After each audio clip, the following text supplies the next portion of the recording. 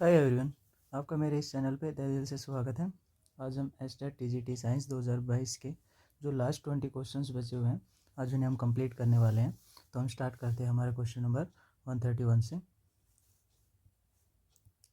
A transparent cube contain a small air bubble, it apparent distance is 2 cm when seen through one face and 5 cm when seen through other face. If the refractive index of the material of the cube is 1.5, the real length of the edge of the cube must be। अब इसको कैसे solve करना है, इन्होंने बोला है कि हमारे पास एक क्यूब है,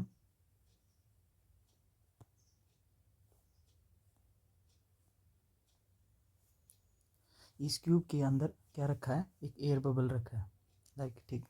ओके, अब ये देखने में हमें जब एक साइड से हम देखते हैं तो देखने से लगता है कि ये 2 सेंटीमीटर पे रखा हुआ है, जो एक्चुअल डिस्टेंस नहीं है। ठीक है, ओके। जब हम दूसरे फेस से देखते हैं, उसके दूसरी साइड से देखते हैं, तब हमें उसके दिखती है डिस्टेंस 5 सेंटीमीटर, ये भी अपेरेंट है। ओके, तो रियल डिस्टेंस नहीं है। ओके, जो क्यूब है वो जिस भी मटेरियल से बना हुआ है उसका रिफ्रैक्टिव इंडेक्स हमें दे रखा है 1.5। हमें क्या निकालनी है, रियल लेंथ निकालनी है। ओके, उसकी क्यूब की एज की। ओके, तो रियल लेंथ निकालने के लिए हमें क्या करना होगा, जो डिस्टेंस होती है रियल डिवाइड अपेरेंट डिस्टेंस, ठीक है, जो हमारी एक्चुअल नहीं है, जो हमें जस्ट दिखाई दे रही है। ओके, उन दोनों का रेशियो इक्वल होता है हमारे रिफ्रैक्टिव इंडेक्स के, जो भी मेटल हमने ले रखा है। ओके, तो बस इसके हिसाब से हमें वैल्यू को पुट करना है और हमारी वैल्यू निकल जाएगी। तो अब मेरे को एक साइड वाले के लिए निकाल लेता हूँ पहले मैं। तो वन फेस के लिए मैंने जो देखी अपेरेंट डिस्टेंस वो थी मेरे पास 2 सेंटीमीटर। तो इसके लिए मैं रियल डिस्टेंस निकाल लेता हूँ, जो मैं मान लेता हूँ D1 है। ओके, अपेरेंट डिस्टेंस इसको मैं उस तरफ ले जाऊँगा तो मल्टीप्लाई में हो जाएगा। ओके, तो रिफ्रैक्टिव इंडेक्स मेटल का कितना था, 1.5 था, मल्टीप्लाई मेरी अपेरेंट डिस्टेंस कितनी थी वहाँ से देखने पे, 2 सेंटीमीटर थी। ओके, तो जैसे ही मैं इसको सोल्व करूँगा तो मेरे पास वैल्यू आएगी 3 सेंटीमीटर, राइट। ऐसे ही मैं इस दूसरे फेस के लिए निकालूंगा, जिसको मैं मान लूँगा D2, जो हमारी रियल डिस्टेंस होगी। ठीक है, ऐसे ही रिफ्रैक्टिव इंडेक्स 1.5 मल्टीप्लाई, तो दूसरी साइड से देखने पर कितनी वैल्यू थी हमारे पास, 5 सेंटीमीटर थी। तो जैसे मैंने 5 डाला, ओके, तो इसी हिसाब से वैल्यू आएगी मेरी 7.5 सेंटीमीटर, राइट। अब आपको निकालना क्या था, रियल लेंथ निकालनी थी क्यूब की एज की। ठीक है, तो जो रियल लेंथ होगी उसे मैं कैपिटल L से मान लेता हूँ, और वो होगा आपकी दोनों अपोजिट फेस। किसी एक फेस से देखा आपने जब अपेरेंट डिस्टेंस थी आपकी 2 सेंटीमीटर, एक बार आपने किसी दूसरे फेस से देखा जब आपकी 5 सेंटीमीटर थी। तो दोनों अपोजिट फेस की जो आपकी ये रियल डिस्टेंस निकली है D1 और D2, इनका सम अप करने से आपके पास उस क्यूब की एज की रियल लेंथ आ जाएगी, जो हमने क्या मानी है, कैपिटल L। तो बस D1 plus D2 3 plus 7.5 is equal to 10.5 centimetre. तो ऑप्शन नंबर 4 यहाँ पे क्या हो जाएगा, करेक्ट हो जाएगा। हम चलते हैं हमारे नेक्स्ट क्वेश्चन की तरफ, which is 132। Which of the following statement are incorrect for carbon compound. हमें गलत बतानी है, ऑप्शन हमें दे रखे हैं। ओके, वन बाय वन हम चेक करते हैं। A, most carbon compound are good conductor of electricity. जो कार्बन के एलोट्रोप्स होते हैं, जिनमें फुलरीन आता है, बकमिंस्टर आता है, ग्रेफाइट आता है, डायमंड आता है, ठीक है, कोक, कोल, ये बिटुमिन, ये अलग टाइप के हो गए। ओके, तो इनमें से कोई भी आपका गुड कंडक्टर ऑफ इलेक्ट्रिसिटी नहीं होता एक्सेप्ट आपका ग्रेफाइट। ठीक है, ग्रेफाइट आपके एग्जाम्पल को अगर ध्यान में दे तो पेंसिल के अंदर जो जिसे हम लिखते हैं ब्लैक कलर के होते हो, वो हमारा क्या होता है, कार्बन होता है। ठीक है, उसका एलोट्रोप्स कौन सा है, ग्रेफाइट है। ठीक है, ये गुड कंडक्टर ऑफ इलेक्ट्रिसिटी है। ये आपके पास जो मोबाइल फ़ोन होते हैं, मोबाइल फ़ोन में जो बैटरी होती है, बैटरी के अंदर भी क्या होता है, कार्बन होता है। ठीक है, जिसका एलोट्रोप्स कौन सा है, ग्रेफाइट है। ठीक है, ओके, सिर्फ यही है गुड कंडक्टर ऑफ इलेक्ट्रिसिटी, बाकी सभी नहीं है, वो क्या है, हमारे बैड कंडक्टर ऑफ इलेक्ट्रिसिटी होते हैं। तो यहाँ पे इन्होंने बोला है कि most carbon compound good conductor of electricity, तो ये ऑप्शन तो यहाँ पे क्या हो गया, गलत हो गया। ओके, नेक्स्ट हम बी को बात करते हैं। Most carbon compounds have ionic bond. नहीं, कार्बन की वैलेंसी होती है 4, और जो कार्बन कंपाउंड बनाता है वो मोस्टली कोवलेंट बनाता है। ठीक है, जैसे कि मीथेन की बात कर लेते हैं, वैलेंसी 4 है, तो इसने चारों के साथ क्या बनाया है, कोवलेंट बॉन्ड बनाया। ठीक है, तो कोवलेंट बॉन्ड क्या होता है कि जिसमें 2 एटम होते हैं, दोनों एटम अपने खुद के इलेक्ट्रॉन लेके आते हैं, और दोनों क्या करते हैं, सेंटर में रख के एक बॉन्ड फॉर्म कर लेते हैं। ठीक है, उसे बोलते हैं कोवलेंट बॉन्ड। आयनिक बॉन्ड तो वो होता है कि एक बंदा अपने इलेक्ट्रॉन लेके आया, और दूसरा उसने क्या किया, उसके इलेक्ट्रॉन्स को लेके भाग गया, या दोनों के दोनों इलेक्ट्रॉन एक के होंगे, वो इलेक्ट्रॉन दूसरा लेके चला जाएगा, ठीक है, और उसकी वजह से क्या होगा, चार्ज क्रिएट होगा, एक के पास आएगा प्लस और दूसरे के पास आएगा माइनस, ठीक है। उन टाइप्स के बॉन्ड को कहते हैं आयनिक बॉन्ड, यानी एक के इलेक्ट्रॉन थे, यूज़ करेंगे दोनों, ठीक है, और एक टाइम पे इलेक्ट्रॉन्स दूसरा लेके भाग जाएगा जो मोर इलेक्ट्रोनेगेटिव होगा, जिसकी वजह से चार्ज क्रिएट होगा, राइट, ओके। और कोवलेंट में ऐसा नहीं होता कि दोनों के दोनों इलेक्ट्रॉन्स दोनों अलग एलिमेंट्स के होते हैं, एक इलेक्ट्रॉन इसका है तो दूसरा इलेक्ट्रॉन इसका है, और दोनों ही सेंटर में रख के उसको बॉन्ड को फॉर्म करेंगे और दोनों शेयर करेंगे, ठीक है, वो होता है कोवलेंट बॉन्ड, राइट। तो मोस्ट कार्बन कंपाउंड है आयनिक बॉन्ड नहीं, ये तो कोवलेंट बॉन्ड बनाते हैं, ठीक है, ओके। तो इस हिसाब से बी भी यहाँ पे क्या हो गया, गलत हो गया। अब बात करते हैं सी की। Force of attraction between molecules of carbon compounds is not very strong. अब यहाँ पे बोला गया है कि स्ट्रॉन्ग है वो नहीं है, ठीक है, कार्बन कंपाउंड्स। और ऐसा क्यों है, क्योंकि ये कोवलेंट बॉन्ड बनाते हैं। अगर आयनिक बॉन्ड होता तो हमें पता होता कि आयनिक bonds electrostatic force of attraction की वजह से ज़्यादा स्ट्रॉन्ग होता है, ठीक है, बट यहाँ पे क्या है, कोवलेंट बॉन्ड है, तो इसकी वजह से इनके बीच में जो फोर्स ऑफ अट्रैक्शन होगी वो क्या होगी, स्ट्रॉन्ग नहीं होगी। तो ये बात तो बिल्कुल सही है, ओके। अब डी की बात कर लेते हैं। मिथेनॉल, एसिटिक एसिड और हमारा एसीटोन। मिथेनॉल ये हो गया CH3OH। अब यहाँ पे एसिटिक एसिड होता है CH3C डबल बॉन्ड OH, ये हमारा हो गया एसिटिक एसिड। और उसके बाद है एसीटोन, एसीटोन में यहाँ लिख देता हूँ CH3C double bond O CH3, ठीक है।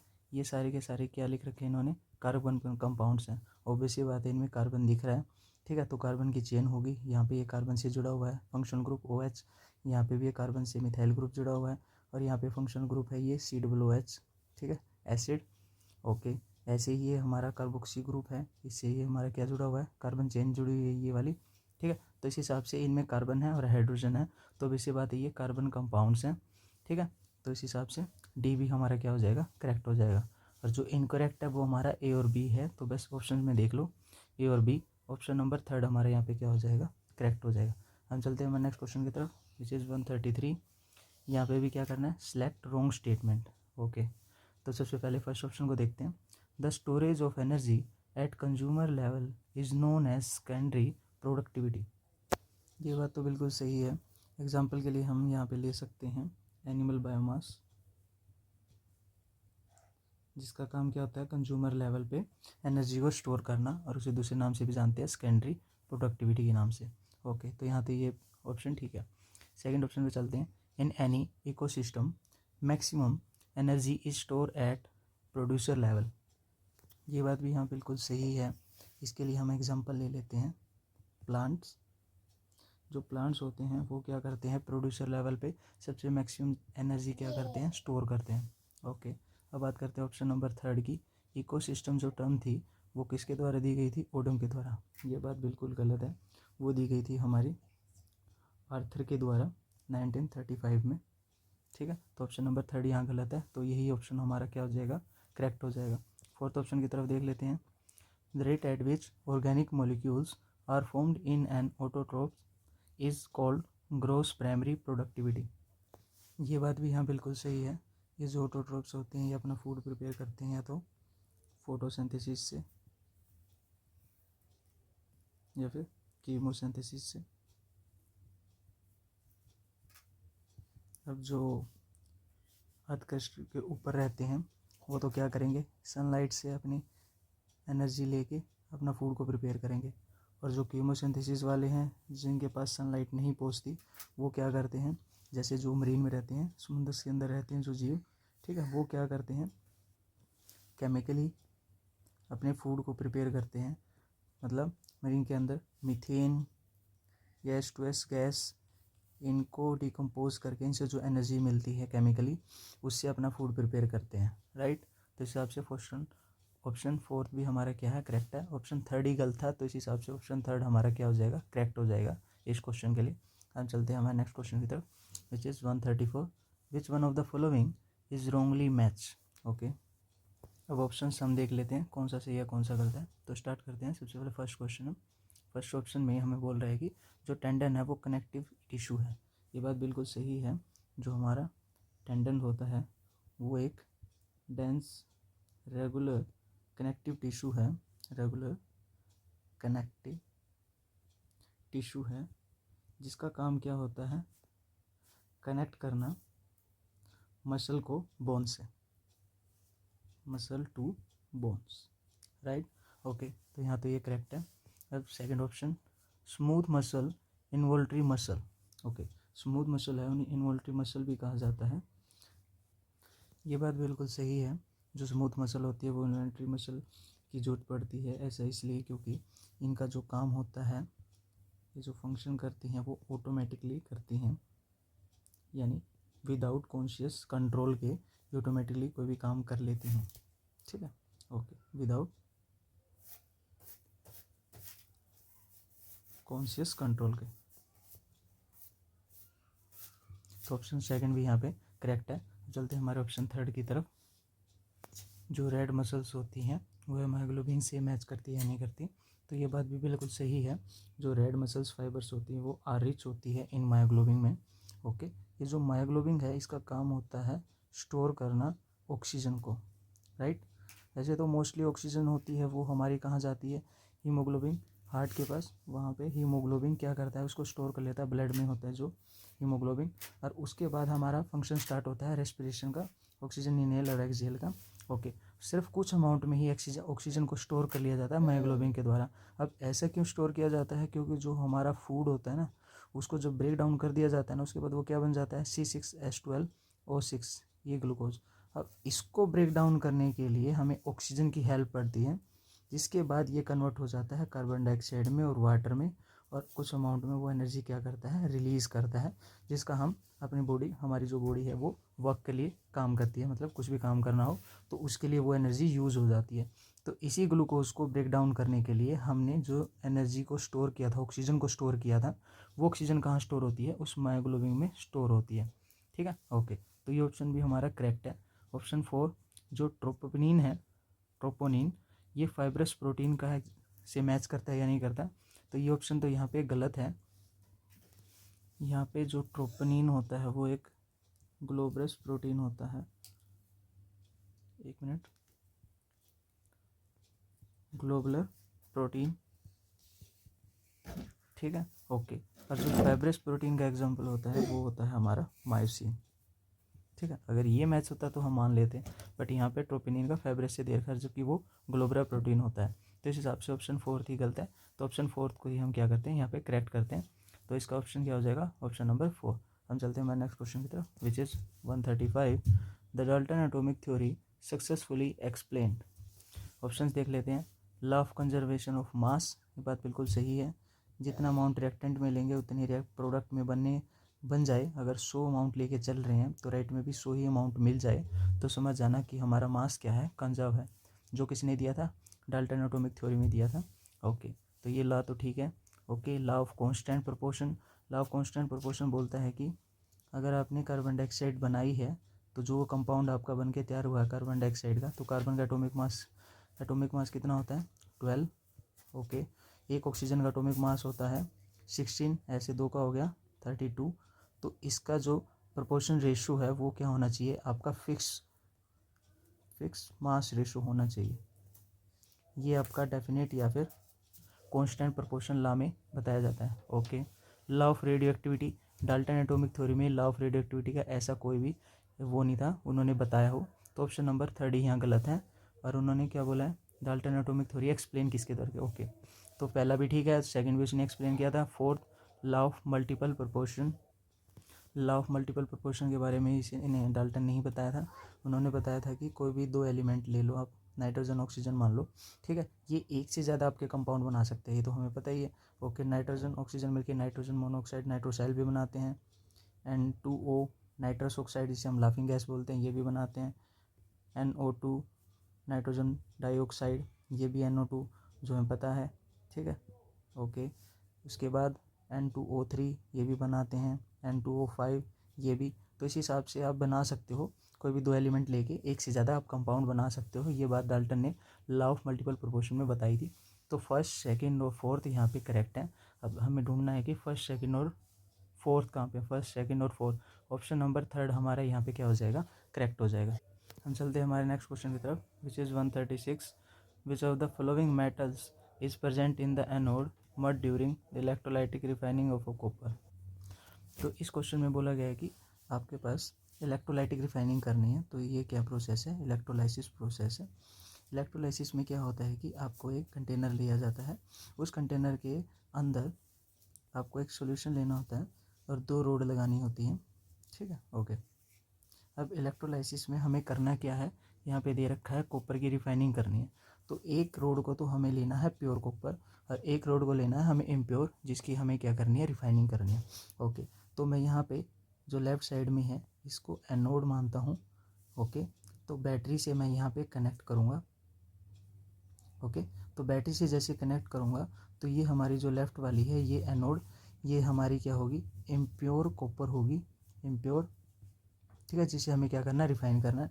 और इसके राइट साइड में लूँगा मैं प्योर कॉपर की रोड, ठीक है, और सॉल्यूशन लूँगा जो इसी का सोल्ट होगा।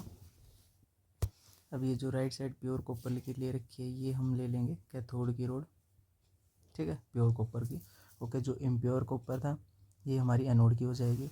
एक बात आपको याद रखनी है कि जो एनोड होता है उस वहाँ पे होता है ऑक्सीडेशन और जो कैथोड होता है वहाँ पे होता है रिडक्शन, राइट। यहाँ पे हमें इम्प्योर कॉपर से प्योर कॉपर बनाना है, तो इम्प्योर कॉपर हमारी है, ओके, इस रोड पे है।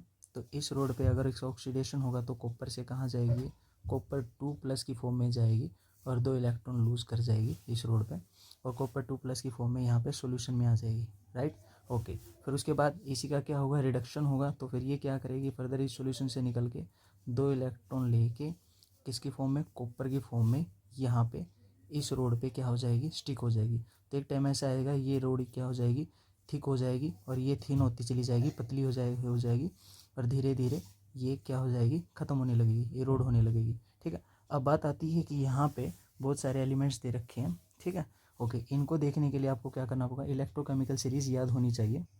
मैं आपको हाफ लिख के दिखा देता हूँ जिनसे हमें हमारा काम चल जाएगा।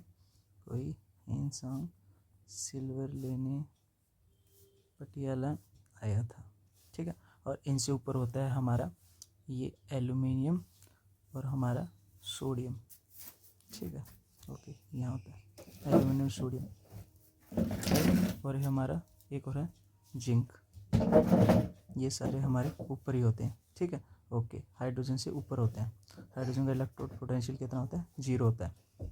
अब आप ध्यान से देखो, ये जो कोइनेज मेटल होते हैं ना, ये मोस्टली ये वाले होते हैं आपके यहाँ तक, ठीक है, ये वाला, ये भी, ओके।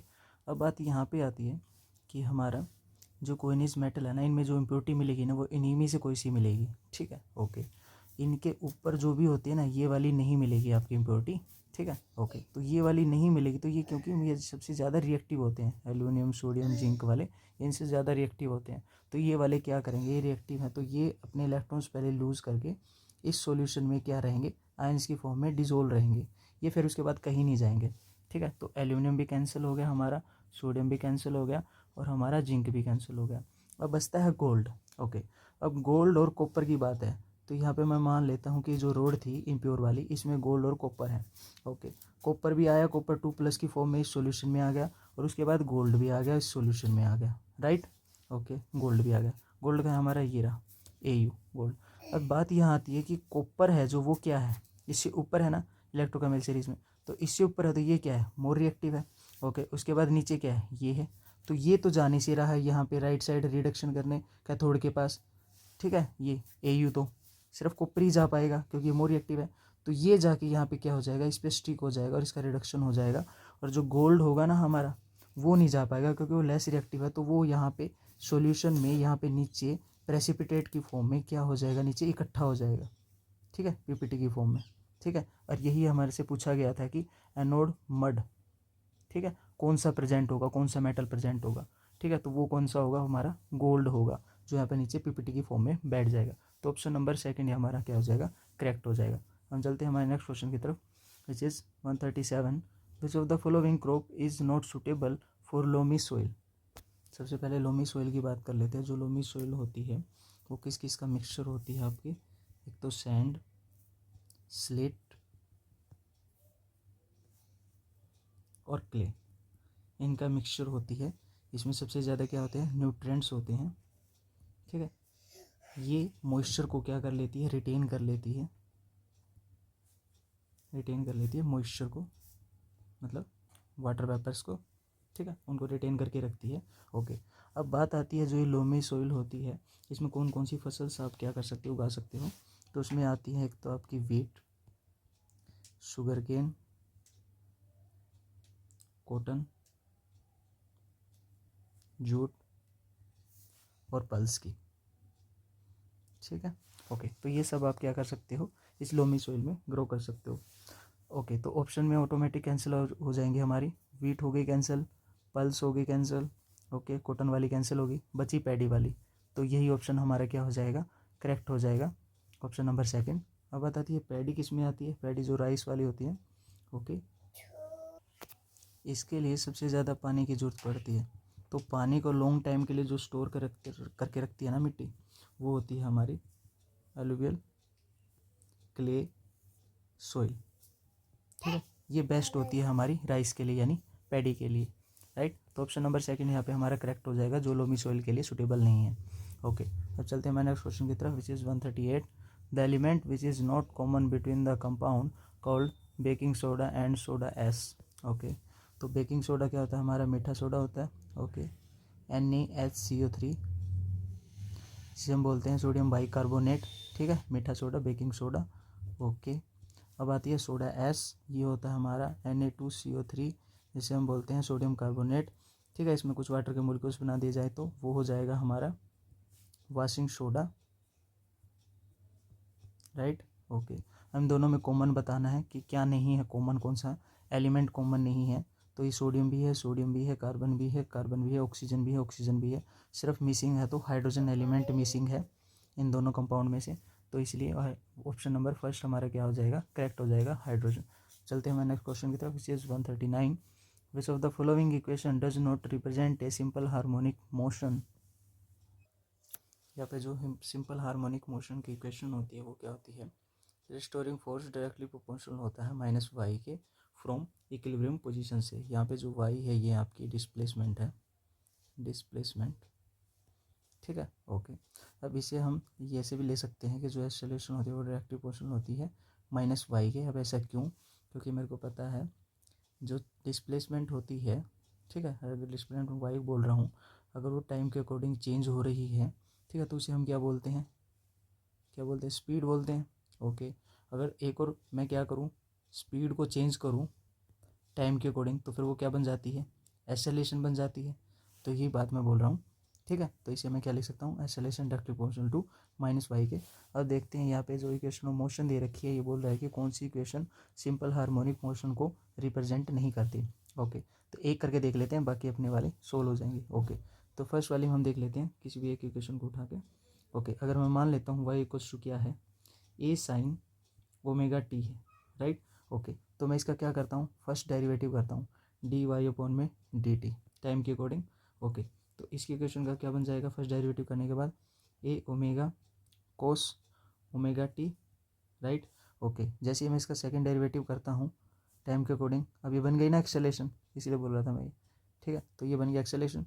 ओके, तो ये इक्वल्स टू क्या होगा, माइनस का A omega square sine omega T, right. Okay, अब यहाँ पे ध्यान से देखो, ए है साइन ओमेगा टी है, ए है साइन ओमेगा टी है, तो इसकी जगह मैं क्या लिख सकता हूँ, वाई लिख सकता हूँ, और माइनस बच गया, माइनस वाई ओमेगा स्क्वायर। तो एक्सेलरेशन क्या होगी, directly proportional to minus Y, directly proportional के अंदर आ गया नहीं constant, omega square, velocity angular velocity.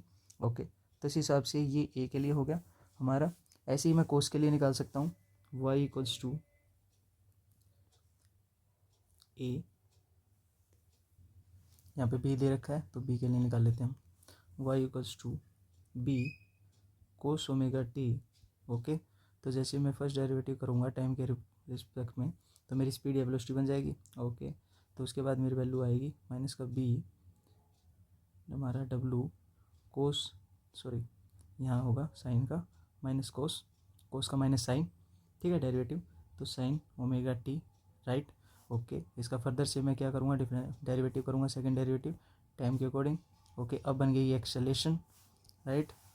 तो ये एक्सेलरेशन बन गई। अब इसकी वैल्यू क्या आएगी, मैंने इसका as it is A B हो गया यहाँ पे, ओमेगा स्केयर साइन का हो गया कोस ओमेगा टी, राइट। ओके, तो ये थी एक्सेलरेशन। ओके, तो इसे मैं मान लेता हूँ acceleration equals to B cos omega T यहाँ है तो इसको मैं वाई मान लेता हूँ, माइनस थाई ओके ओमेगा स्केयर ये। ओके, तो कांस्टेंट मान के हम इसे एक्स में कन्वर्ट कर देते हैं डायरेक्टली प्रोपोर्शनल में, तो ये हो गया माइनस वाई। तो इस हिसाब से हमारा ये भी हो जाएगा सोल्व, ये भी ठीक है, ये भी ठीक है। अब बात चलती है फोर्थ की। फोर्थ को हम देख लेते हैं कि फोर्थ यही इसका ऑप्शन होगा, नंबर फोर्थ, ठीक है। अब ये इक्वेशन ऑफ मोशन को क्यों नहीं एक्सप्लेन कर पा रही, ठीक है। अब इसको देख लेते हैं। ओके, तो Y equals to B tangent omega T, तो इसका फर्स्ट डेरिवेटिव करता हूँ मैं, डी वाई अपॉन में डी टी, तो बी एज इट इज़, ठीक है। टेंजेंट ओमेगा, टेंजेंट क्या क्या होता है, secant square omega T, omega बाहर आ गया कॉन्स्टेंट था। ओके, अब इसका second derivative D Y upon में डी टी स्क्वायर, ये बन गई एक्सेलरेशन, ये हमारी स्पीड या वेलोसिटी मान लो एक्सेलरेशन होगी। ओके, इक्वल्स टू, अब इसका फिर से मैं डेरिवेटिव कर रहा हूँ, तो अब क्या होगा, यहाँ पे हो जाएगा two B omega square secant square omega T, right.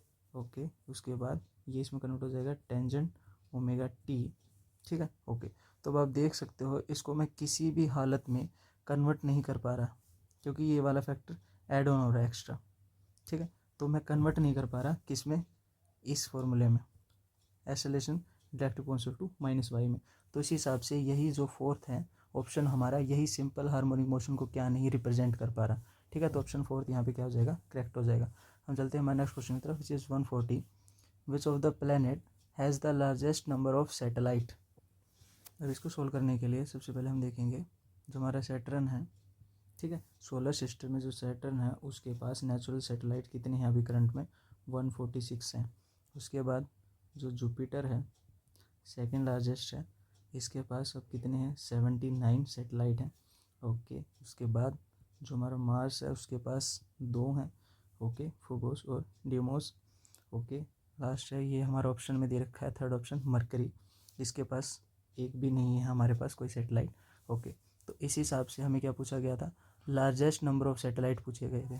Okay, पहले तो जुपिटर ही था, फिर उसके बाद सैटर्न को अब क्या कर दिया गया, करंट में कर दिया गया।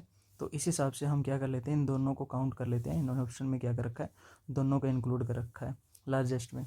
तो सैटर्न 4 और जुपिटर फर्स्ट, तो इन दोनों को ही ऑप्शन में हम क्या मान लेते हैं, करेक्ट मान लेते हैं लार्जेस्ट अमाउंट में। ओके, तो option first and fourth are correct. अब चलते हैं हमारे नेक्स्ट क्वेश्चन की तरफ, which is 141, a torque of 50 Newton meter acting on a wheel at rest rotate it through 200 radians in 5 seconds. The angular acceleration in radian per second square will be. Okay, देखते हैं इसको कैसे solve करेंगे। हमें simple equation of motion तो याद है ना, s बराबर में यू टी प्लस में half A T square, right. Okay, ये सिंपल इक्वेशन ऑफ मोशन थी। ओके, तो इस इक्वेशन ऑफ मोशन को अब ध्यान से देखो, यहाँ पे हमें इसी को यूज़ करना है। बट यहाँ पे क्या हो रहा है, जो व्हील है वो रोटेट हो रहा है, ठीक है। अब ये जब रोटेट हो रहा है तो इसका मतलब बात किसकी चल रही है, सर्कुलर मोशन की। और जब भी सर्कुलर की चीज़ बात आ जाए तो वहाँ पे एंगुलर वर्ड लग जाता है, ठीक है। ओके, तो इस हिसाब से एंगुलर डिस्प्लेसमेंट क्या हो जाएगी हमारी, थीटा। एंगुलर वेलोसिटी क्या हो जाएगी, ओमेगा टी, ठीक है, इनिशियल होगी। ओके, आई तो लगा दिया, आई लगा दिया। ओके, उसके बाद टी टाइम है ही, वो तो होता ही है इक्वल हाफ। एक्सेलरेशन है उसको हम मान लेते हैं alpha, angular acceleration, okay, alpha, और उसके बाद टी स्केयर। बस अब वैल्यूज़ पुट करनी है हमें। ओके, तो हमारे पास क्या है, एंगुलर एक्सेलरेशन निकालनी है, तो यानी अल्फ़ा हमें निकालना है, ये लगा दिया क्वेश्चन मार्क।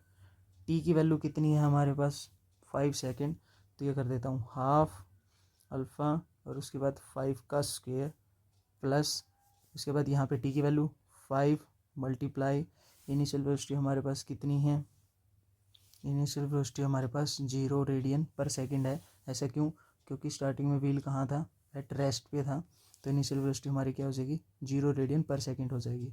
ओके, अब उसके बाद इक्वल्स टू डिस्प्लेसमेंट हमारी कितनी है एंगुलर वाली, 200 रेडियंस है, right.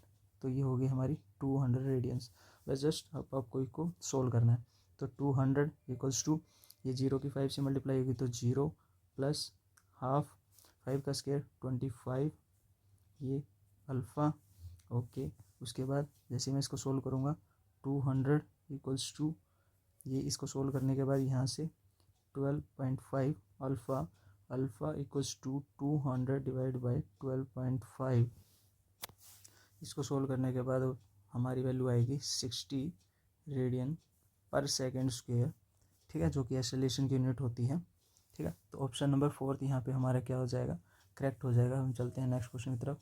Is 142 microscopic aquatic organisms lacking locomotory ability and drifting with water current. यहाँ पे लोकोमोटर बात करी गई है, वो भी लेक की। ओके, तो इसका मतलब क्या है कि किसी की बॉडी में डिफेक्ट्स होना, ठीक है। ओके, या तो वो हैंडीकैप हो, ठीक है, जैसे पैर से चलने में प्रॉब्लम हो, जो चल ना पाए, यानी lacking locomotor ability.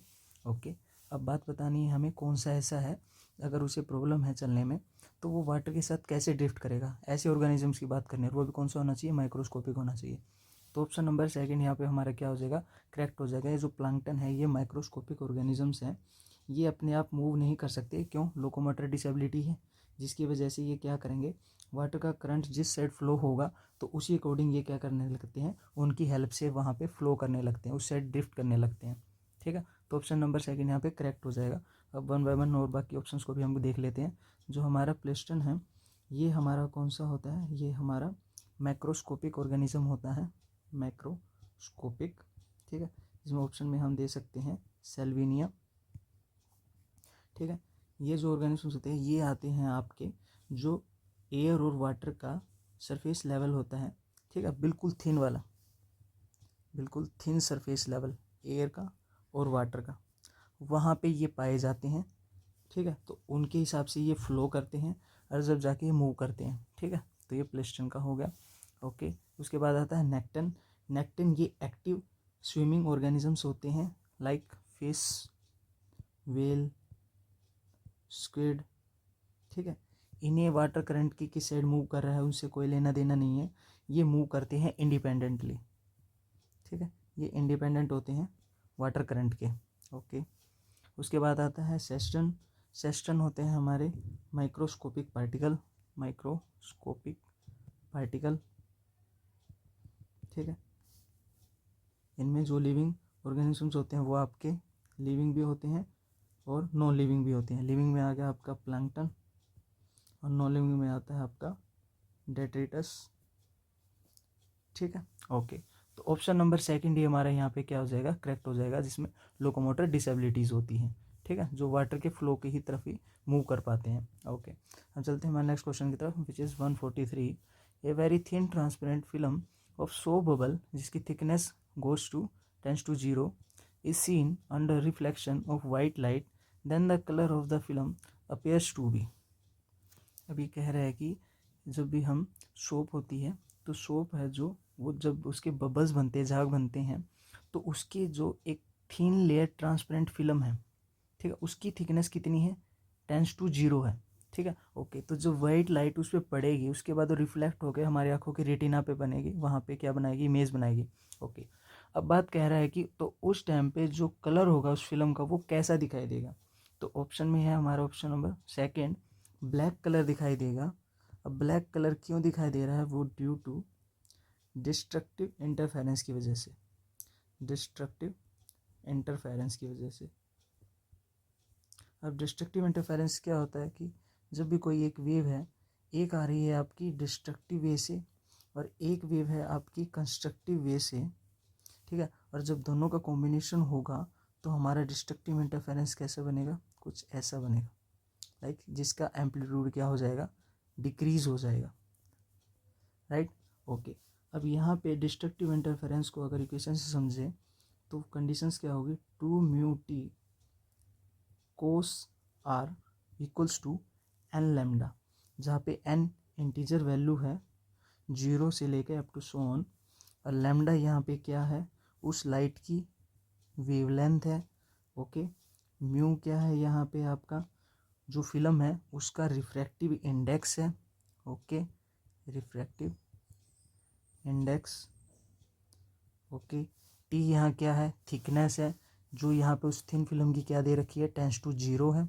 Okay, thickness right. Are यहाँ पे क्या हो जाएगा, हमारा एंगल ऑफ रिफ्रैक्शन हो जाएगा, एंगल ऑफ रिफ्रैक्शन। तो यहाँ पे अगर इसकी थिकनेस ही टेंस टू 0 हो रही है तो ओवरऑल वैल्यू क्या आएगी, 0 आएगी। तो इसका मतलब क्या है कि जो भी कलर्स है ना वाइट लाइट के, तो वो सारे के सारे कलर्स क्या होंगे, इंटरफेयर करेंगे डिस्ट्रक्टिवली, ठीक है। तो डिस्ट्रक्टिव इंटरफेरेंस की वजह से कोई भी लाइट बैक आएगी नहीं आपके रेटिना पे, ऑब्जर्वर के पास आएगी नहीं कोई भी लाइट। तो जिसकी वजह से क्या होगा, वो जो फिल्म होगी वो आपको कैसी अपीयर होगी, ब्लैक कलर की अपीयर होगी, राइट। अब चलते हैं हमारे नेक्स्ट क्वेश्चन की तरफ, which is 144. Which of the following property does not describe a compound? यहाँ पे हमें ऑप्शंस दे रखे हैं, तो हमें बताना है कि कौन कंपाउंड की प्रॉपर्टी को डिस्क्राइब नहीं करता प्रॉपरली। तो हमें वन बाय वन देखना है। तो पहले फर्स्ट ऑप्शन को देखते हैं, it can not be separated into its constituents by physical means. ये बात बिल्कुल सही है। कोई भी एग्जांपल ले लो, जैसे कि वाटर है, तो हम ये तो है नहीं कि इसे हम छालनी में से डाल के हाइड्रोजन को अलग कर लेंगे और ऑक्सीजन को अलग कर लेंगे। ऐसे तो हम इनके एलिमेंट्स को अलग अलग करने से रहे, फिजिकली तो हम कर नहीं सकते, केमिकली कर सकते हैं हम इसको किसी के साथ रिएक्ट करवा के केमिकली, ठीक है। फिर किसी चेंज में अलग करवा के फिर हम हाइड्रोजन गैस अलग निकाल सकते हैं, ऑक्सीजन गैस अलग निकाल सकते हैं। वो केमिकल प्रोसेस में आता है, केमिकल चेंज में आता है। फिजिकली हम चेंज करके हम इसको अलग नहीं कर सकते उन एलिमेंट्स को, राइट, उस कंपाउंड में से। तो ये बात तो it can not be separated, ये बात तो बिल्कुल सही लिखी हुई है। ओके, अब सेकेंड ऑप्शन के बाद, इट इज़ कम्पोज ऑफ 2 और मोर एलिमेंट्स, बिल्कुल सही है। जो कंपाउंड बनते हैं वो आपके 2 या उससे ज़्यादा एलिमेंट से मिलके बनते हैं, 2 या उससे ज़्यादा से, और वो भी क्या होते हैं, आपके डिफरेंट एलिमेंट्स होते हैं, डिफरेंट एलिमेंट के एटम्स होते हैं आपके पास। लाइक अब वाटर ही देख लो आप, ठीक है। ऑक्सीजन अनदर एलिमेंट का है, हाइड्रोजन अनदर एलिमेंट का है, और ये 2 से ज़्यादा है, 2 या 2 से ज़्यादा। ओके, तो इस हिसाब से इट इज़ कंपोज 2 और मोर एलिमेंट्स, ये बात भी बिल्कुल सही है। Okay, third, it is a pure substance. Yes, carbon dioxide है या फिर कोई भी वाटर है, कोई भी आप कंपाउंड उठा के देख लो, तो वो आप में आप अपने आप में क्या होता है, एक प्योर सब्सटेंस होता है, राइट। तो इस हिसाब से ऑप्शन नंबर थर्ड भी यहाँ करेक्ट है। Option number 4, it is A mixed in any proportion by mass. Last question आया था इससे पहले, उसमें हमने डाल्टन्स जो लॉ दिए थे उसमें हमने पढ़ा था लॉ ऑफ डेफिनेट या फिर constant proportion, constant proportion, law constant जो प्रोपोर्शन था उसमें बताया गया था कि जो भी कंपाउंड आपका बन के तैयार होगा उसका फिक्स्ड मास रेशो होना चाहिए। अगर आपने कार्बन डाइऑक्साइड ही ली है तो उसका फिक्स्ड मास रेशो होना चाहिए। जैसे कार्बन एटॉमिक मास 12 होता है ऑक्सीजन का, अगर 2 एलिमेंट है तो यहाँ पे 32, तो इसी फिक्स्ड मास रेशो में ही ये कार्बन डाइऑक्साइड बनेगी, ठीक है। तो यहाँ पे लिखा हुआ है it is mixed in any proportion by mass, ये बात यहाँ गलत है। अगर कांस्टेंट होता तो ये ठीक हो जाता। तो ऑप्शन 4 ही हमारे यहाँ पे क्या हो जाएगा, करेक्ट हो जाएगा। हम चलते हैं हमारे नेक्स्ट क्वेश्चन की तरफ, which is 145। 2 chemical substance X and Y combine together to form a product P which contain both X and Y. X and Y cannot be broken down into simpler substance by simple chemical reaction. Which of the following statement concerning X, Y and P are correct? Okay. अब option first बोल रहे हैं कि P is a compound, ये देख लेते हैं हम। X और Y can not be broke down into simpler substance, कहाँ लिखा हुआ है, 2 chemical substance X and Y combine to form a product P। यहाँ पे लिखा हुआ है कि 2 X और Y मिलके क्या बनाते हैं, P बनाते हैं। तो 2 मिलके एलिमेंट्स अगर डिफरेंट है, ऑब्वियसली बात है, X और Y दोनों डिफरेंट एलिमेंट्स दिख रहे हैं, तो दोनों मिलके क्या बना रहे हैं, P बना रहे हैं। मैंने अभी बताया कंपाउंड क्या होते हैं, 2 या 2 से ज़्यादा मिलके एलिमेंट्स, डिफरेंट एलिमेंट्स होने चाहिए तो वो कंपाउंड बनाते हैं। तो इसका मतलब P इज़ ए कंपाउंड, ये बात तो सही है। ओके, उसके बाद X and Y are compounds, अभी देख लेते हैं। X and Y can not be broken down into simpler substance. अगर कंपाउंड होते X और Y तो ये ब्रेक डाउन हो जाते, ठीक है, केमिकली चेंज होके ये अलग अलग टूट जाते, ठीक है, इन्हें हम अलग कर सकते थे केमिकली। बट यहाँ पे ये एलिमेंट हैं, ये कंपाउंड नहीं है, इसलिए तो ये ब्रेक नहीं हो रहे, ठीक है, इसलिए ये क्या ब्रेक नहीं हो पा रहे, तो ये क्या है, कंपाउंड नहीं है। ओके, थर्ड, X और Y क्या है, क्या तो एलिमेंट है ही, अगर ये ब्रेक डाउन नहीं हो पा रहे, लिखा है ना can not be broken down, तो इसका मतलब ब्रोक डाउन नहीं हो रहा, तो इसका मतलब ये सिंगल एलिमेंट है, और एलिमेंट फर्दर और ब्रेक नहीं करने हैं हमें, ठीक है, और एलिमेंट्स प्रोड्यूस नहीं कर सकते। अगर क्लोरीन है, सिंगल क्लोरीन है या फिर सोडियम एलिमेंट है, तो वो फर्दर और सोडियम कैसे प्रोड्यूस करेगा, है ना। ओके, तो इस हिसाब से वो एलिमेंट है। ओके, थर्ड भी यहाँ करेक्ट हो गया, सेकंड गलत है। ओके, फोर देखते हैं। P has a fixed composition. Obvious सी बात है, अगर पी कंपाउंड बना रहा है, तो यहाँ पे कंपाउंड की बात चल रही थी ना, तो अगर वो कंपाउंड बना रहा है तो फिक्स कंपोजिशन ही होगी, ठीक है। लॉ ऑफ कांस्टेंट या डेफिनेट प्रोपोर्शन के अकॉर्डिंग, वो भी डाल्टन लॉ के अकॉर्डिंग, ठीक है। तो फिक्स कंपोजिशन होगी। तो यहाँ पे फर्स्ट, थर्ड और फोर्थ करेक्ट है। First third fourth, option number 4 यहाँ पे क्या हो जाएगा, करेक्ट हो जाएगा। अब चलते हैं हमारे नेक्स्ट क्वेश्चन की तरफ, which is 146। Which of the following is not safely a rabi crops. Rabi और खरीफ की बात कर लेते हैं एक बार। जो हमारी खरीफ की क्रॉप्स होती हैं वो हमारी जून से लेके नवंबर के टाइम पे क्या की जाती है, बोई जाती है, मानसून के टाइम पे, ठीक है। ओके, जो हमारी रबी की होती हैं क्रॉप्स वो हमारी बोई जाती हैं विंटर के टाइम पे, अक्टूबर टू दिसंबर, ठीक है। उसके बाद अप्रैल टू जून में उनको काट लिया जाता है। ओके, अब बात आती है जो खरीफ की। यहाँ पे क्या पूछा गया है, नोट पूछा गया है, रबी क्रॉप्स नहीं है। रबी की क्रॉप्स में एग्जांपल्स क्या हो सकते हैं आपके, ग्राम, पी, मस्टर्ड, ठीक है। और जो खरीफ की क्रॉप्स में आते हैं वो आपके आते हैं ग्राउंड नट्स, ठीक है, जैसे पीनट बोलते हैं, ग्राउंड नट, ठीक है। तो रबी की क्रॉप्स में कौन सा नहीं आता, ग्राउंड नट नहीं आता, ये हो गया सेपरेट। तो ऑप्शन नंबर फर्स्ट यहाँ पे क्या हो जाएगा, करेक्ट हो जाएगा। हम चलते हैं हमारे नेक्स्ट क्वेश्चन की तरफ, which is 147। The evaporation of water increase under the flowing condition. Okay, तो अब हम देखते हैं इवेपरेशन है जो वाटर का, उसके लिए क्या क्या कंडीशन वेरी करती हैं।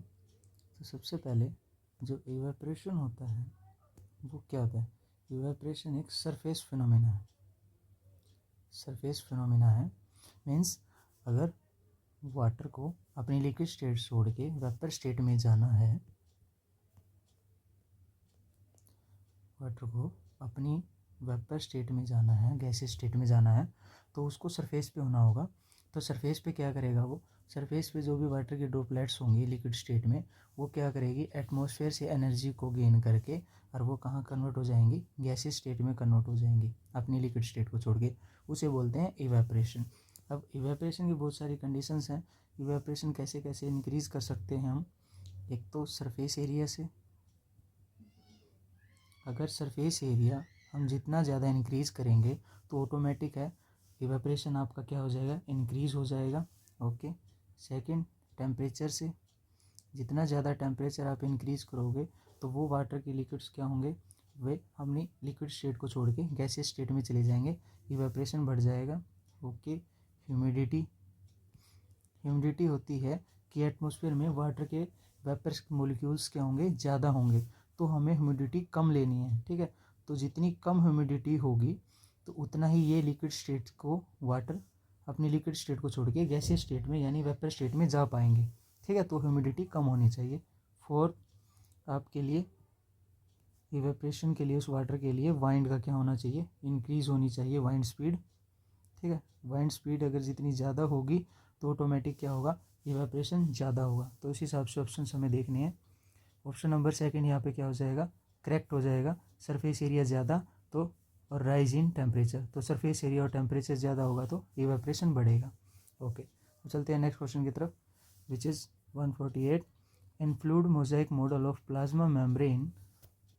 यहाँ पे जो प्लाज्मा मेम्ब्रेन है ना, ये बाइलेयर फॉर्म करती हैं और उससे क्या होता है, ये एक्ट करती हैं एज ए फ्लूइड सॉल्वेंट के रूप में। तो ऑप्शन नंबर थर्ड हमारा यहाँ पे क्या हो जाएगा, करेक्ट हो जाएगा। और ये जो फॉस्फोलिपिड्स होती है ना, ये हमारी, अगर इनकी हेड की बात करें तो वो होता है पोलर पार्ट होता है। अगर वो पोलर है तो इसका मतलब वो हाइड्रोफिलिक होगा। हाइड्रोफिलिक का मतलब है कि वो वाटर लविंग होगा। और इनका फेस कहाँ होता है, आउटर साइड होता है, या बोल सकते हो आप अपर लेयर होती है, राइट। ओके, और इनका जो टेल पार्ट होता है वो नॉन पोलर होता है। नॉन पोलर होगा तो वो ऑब्वियस सी बात है वो हाइड्रोफोबिक होगा, और हाइड्रोफोबिक नेचर वाले वाटर हीटिंग होते हैं, ठीक है। अगर ये हेड वाला पार्ट आउटर साइड था तो टेल वाला पार्ट होगा आपका इनर साइड, ठीक है। ओके, तो इस हिसाब से बाकी ऑप्शंस आपके हो जाएंगे। Upper layer is non polar. मैंने बताया कि जो आउटर लेयर अपर लेयर है वो तो पोलर होती है, तो ऑप्शन तो यहाँ पे गलत हो गया। पोलर लेयर इज़ हाइड्रोफोबिक, नहीं, अगर पोलर है तो हाइड्रोफिलिक होगा, वो क्या करेगा, वाटर लविंग होगा, तो इस हिसाब से यहाँ तो हाइड्रोफोबिक है, तो इस हिसाब से ये भी कैंसिल हो गया। ओके, फोर्थ, प्रोटीन्स फॉर्म ए मिडल लेयर।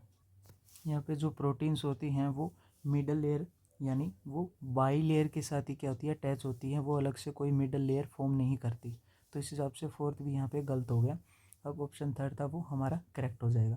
हम चलते हैं हमारे नेक्स्ट क्वेश्चन की तरफ, which is 149। Which of the following process release heat, solid, liquid, gas, gas, liquid, solid. ठीक है, जैसे हम लेफ़्ट टू राइट जाते हैं तो एनर्जी देनी पड़ती है, अगर राइट टू लेफ़्ट जाते हैं गैस से सॉलिड स्टेट पे जाते हैं तो एनर्जी रिलीज़ होती है, राइट। तो बस अब देख लो, कंडेंसेशन गैस टू लिक्विड तो एनर्जी रिलीज़ होगी, ठीक है। वेपराइजेशन लिक्विड से गैस जा रही एनर्जी देनी पड़ेगी, नहीं। फ्रीजिंग लिक्विड से सॉलिड की तरफ जा रहे हैं तो इसका मतलब एनर्जी रिलीज़ होगी, राइट। मेल्टिंग सॉलिड से लिक्विड जा रहे हैं तो एनर्जी देनी पड़ेगी, गलत। तो फर्स्ट और थर्ड ऑप्शन को हमें देखना है बस, फर्स्ट और थर्ड, ऑप्शन नंबर फोर्थ यहाँ पे क्या हो जाएगा, करेक्ट हो जाएगा।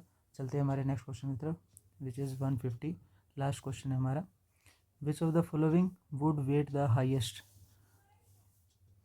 अब ऑप्शंस आपको दे रखे हैं, अगर मोल्स की उसमें दे रखे हैं ना आपसे, और आपसे क्या पूछ रहा है, वेट निकालना है किसका सबसे ज़्यादा होगा इनमें से कौन से कंपाउंड का, ठीक। ओके, तो इसके लिए हमें करना क्या होता है कि मोल्स के 3 फार्मूले होते हैं, गिवन मास बटे मोलिकुलर मास, ओके। एक होता है number of particle by Avogadro number which is Na, और एक होता है वॉल्यूम लिक्विड एट STP पे, ओके। ml में लिया है तो यहाँ पे हो जाएगी 22,700, ठीक है, ml में, ओके। तो इस हिसाब से जो तीनों फार्मूलों में से आपका फिट बैठे उसको ले लो हम, ठीक है, ओके। तो हमें हर किसी के क्या दे रखे हैं, मोल्स दे रखे हैं, राइट। तो हमें इन तीनों में से कौन सा यूज़ करना वो देखेंगे हम। हमें क्या पूछा है, वेट निकालना पूछ रखा है, ठीक है। तो वेट किसका ज़्यादा होगा यानी मास किसका ज़्यादा होगा, तो मास तो यहाँ है, और हमें मोलिकुलर मास हर किसी का चाहे तो निकाल लेते हैं, ठीक है। इंडिविजुअल एटॉमिक मास हमें याद होना चाहिए, तो इस हिसाब से हम कंबाइन करके मोलिकुलर मास हर किसी का हम निकाल लेंगे।